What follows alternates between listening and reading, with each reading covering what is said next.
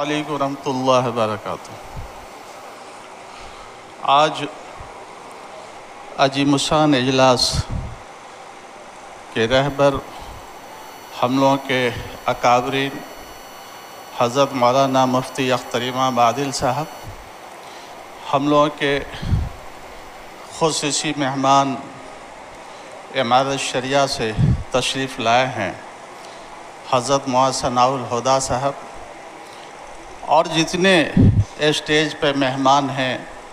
آپ سارے علاقے کے ذمہ داران آئے ہیں، میں آپ کا بہت بہت مشکور ہوں، شکر گزار ہوں کہ آپ نے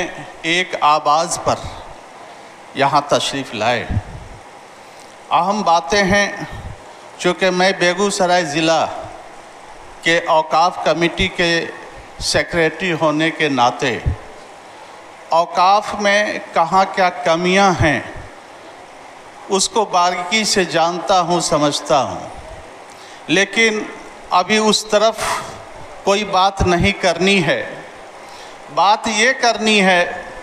کہ اوقاف کو آج تک جتنی بھی حکومتیں آئی اس کو عملی جامہ پہنانے کا کام کیا اور اس کو بڑھانے کا کام کیا، ایک قانون بنایا۔ آپ جانتے ہیں کہ 1995 میں جو ایکٹ آیا، ترمیمی بل پاس ہوئی، اور جو ضابطے مسلم پرسنل لاء بورڈ کے تھے وہی ضابطے اس میں ڈالے گئے، اور مسلمانوں کے پراپرٹی کی تحفظ اور حفاظت کی ساری ذمہ داری سرکار نے لی، اور پورے صوبے، ہر صوبے میں اوقاف کے ایک چیئرمین بنا دیے گئے۔ دوسری ترمیمی بل 2013 میں آیا، وہاں بھی منصوبہ صاف تھا، جہاں کوئی کمیاں تھیں اس کو اس بل میں لایا گیا۔ لیکن آج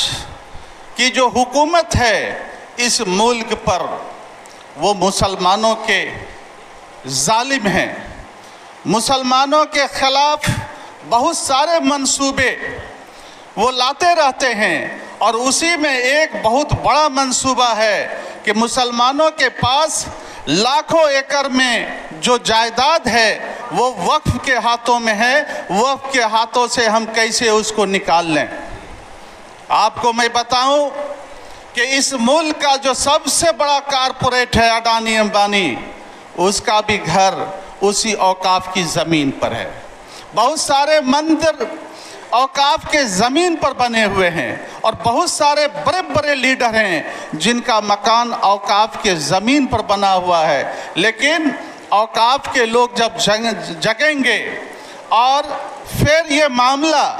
کوٹ در کوٹ ٹریبونل میں جاتا ہے تو پھر وہ جگہ خالی کرایا جاتا ہے اور اوقاف کے ذمہ داران کے حوالے کر دیا جاتا ہے۔ آج لاکھوں ایکڑ زمین کو ہڑپنے کے لیے ایک نئی بل لائی گئی ہے، جو پارلیمنٹ کا آپ لوگ خبر سنتے ہوں گے کہ 31 آدمی کی کمیٹی بنا دی گئی، لیکن 31 آدمی میں صرف 10 ایم پیز مسلمان ہیں،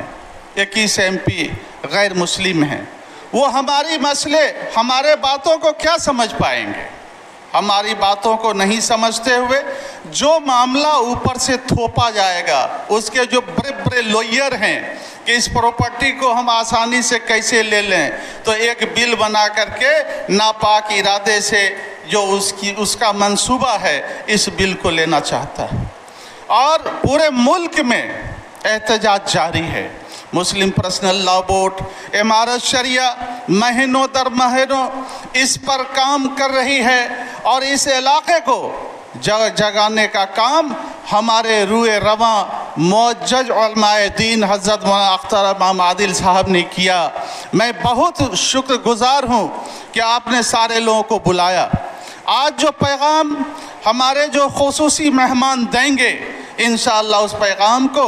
ہم اپنے گاؤں تک پہنچائیں گے، اور اس پر جو کار عمل کرنا ہے انشاءاللہ اس کو کریں گے، اور اس پراپرٹی کو بچائیں گے، چاہے احتجاج کی جو بھی شکل ہوگی، اور ہمارے علماء دین کا جو پیغام ہوگا انشاءاللہ اس پر ہم عمل کریں گے۔ یہ ہماری آپ کی پراپرٹی ہے۔ انشاءاللہ میں اپنی بات کو اسی چند الفاظ کے ساتھ ختم کرتا ہوں۔